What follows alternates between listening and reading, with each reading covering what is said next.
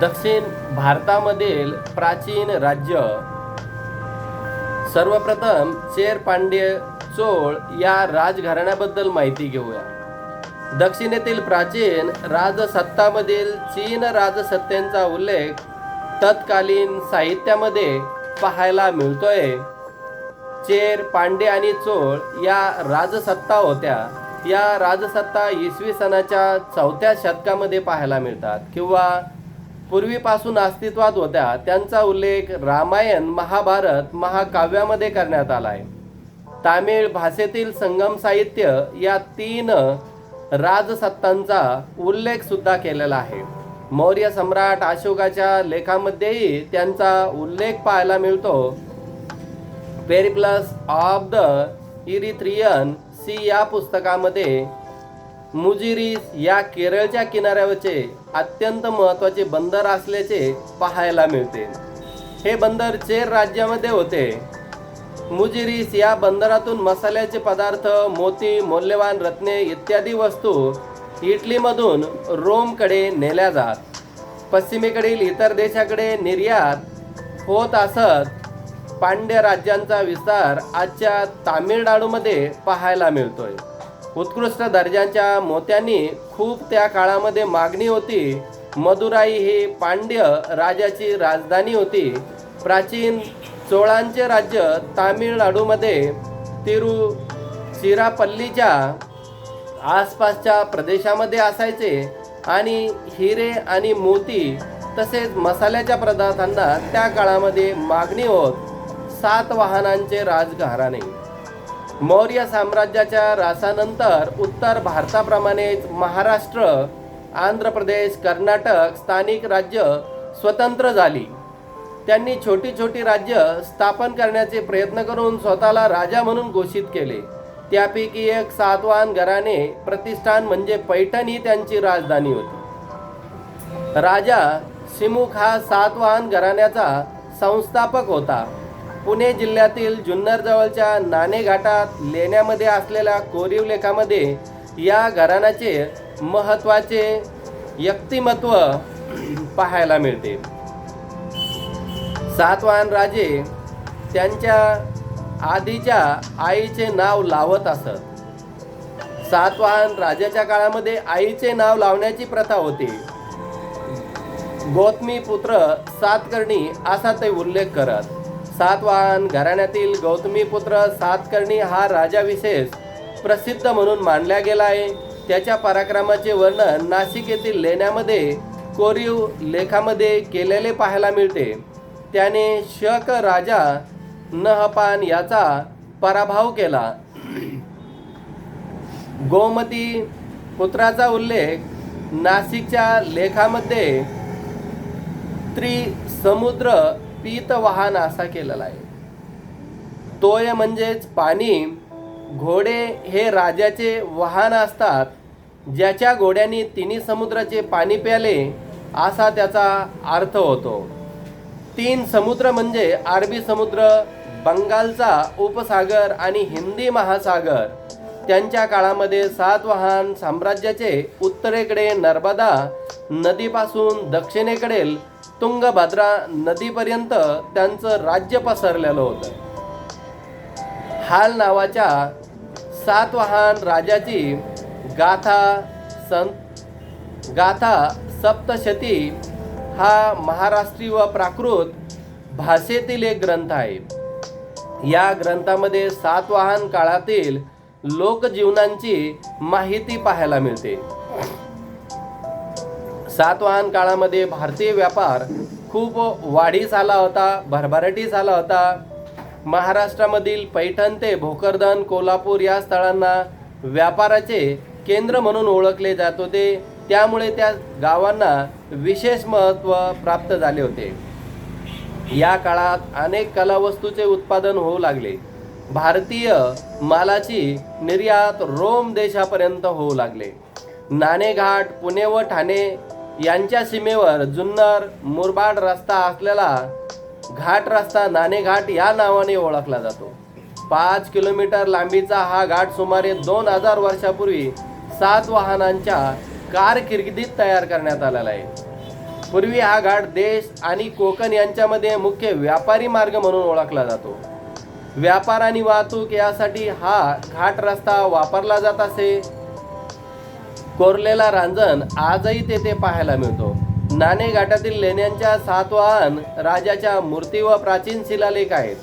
सातवाहन राजा व राणी यांनी दिलेल्या देणग्यांची वर्णने येथील लेखामध्ये पाहायला मिळते.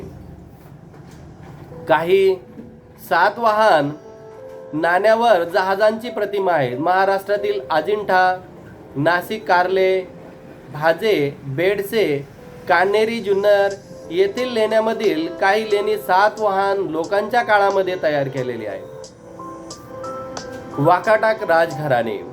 इसवी सनाच्या 3ऱ्या शतकाच्या सुमारास सातवाहनांची सत्ता क्षीण झाली. त्यानंतर उदयाला आलेल्या राजघराण्यापैकी वाकाटक राजघराणे हे सामर्थ्यशाली होते.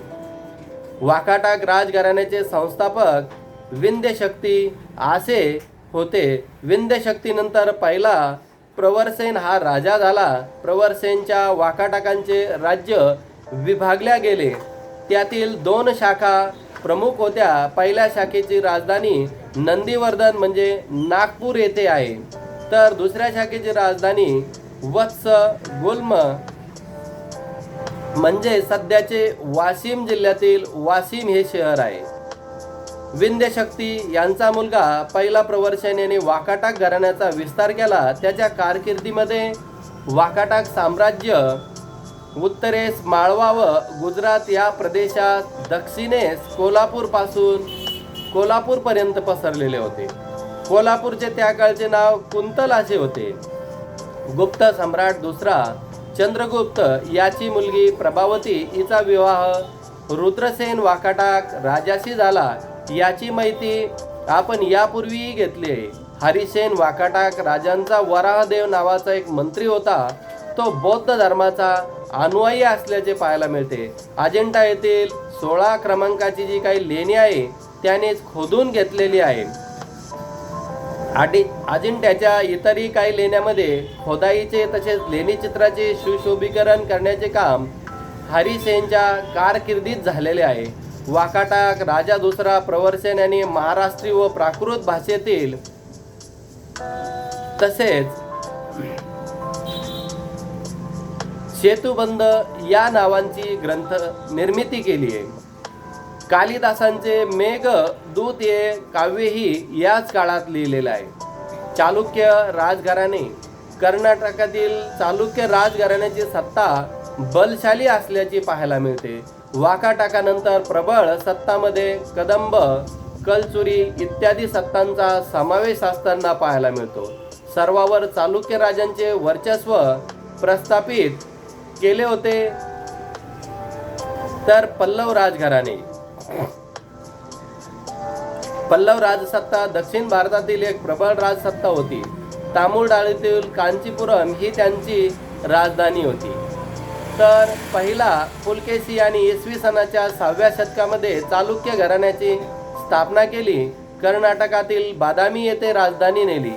बादामीचे प्राचीन नाव वातापी असे होते. चालुक्य दुसरा राजा पुलकेशी यांनी सम्राट हर्षवर्धनांचे आक्रमण परतावून लावले. बदामी, येहुळे, पट्टककल येथील प्रसिद्ध मंदिरे चालुक्य राजाच्या कारकिर्दीतच बांधलेली आहेत.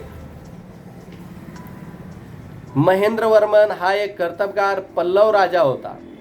त्याने पल्लव राज्याचा विस्तार केला. स्वतः नाटककार होता.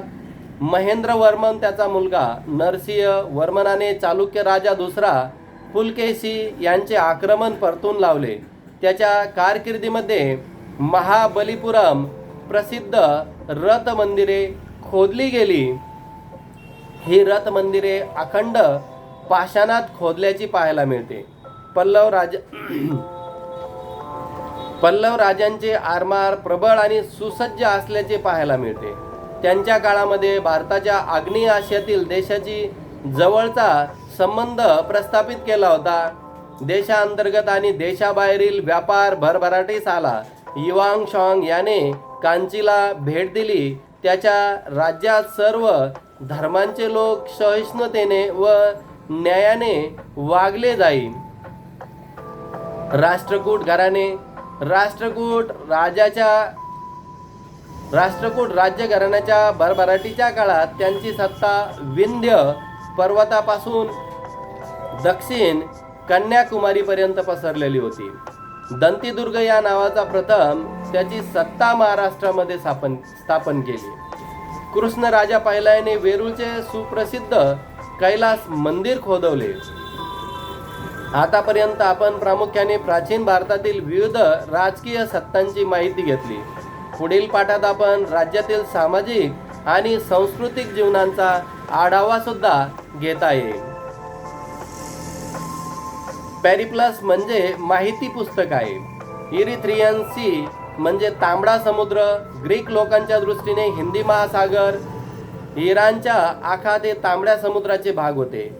Pacific of the Erythraean Sea म्हणजे तांबड्या समुद्रांचे माहिती पुस्तक. हे साधारणपणे इसवी सनाच्या पहिल्या शतकातील पुस्तक आहे. हे पुस्तक लिहिणारा खलासी इजिप्तमध्ये राहणारा होता. भारताचा समुद्रकिनारा, इराणच्या आखात व इजिप्त या प्रदेशाच्या दरम्यान चालणाऱ्या व्यापाराची माहिती या पुस्तकात लिहून ठेवलेली आहे. बॅरिगाजा म्हणजेच भंडोज, नाला, सोपारा, कल्याण, मुजुरीस इत्यादी भारतीय बंदरांचा उल्लेख पॅरिसमध्ये सुद्धा पाहायला मिळतोय. तर मुजिरीस हे केरळमधील कोचीनच्या जवळ असणारे एक प्राचीन बंदर होते. आज ते अस्तित्वामध्ये नाही.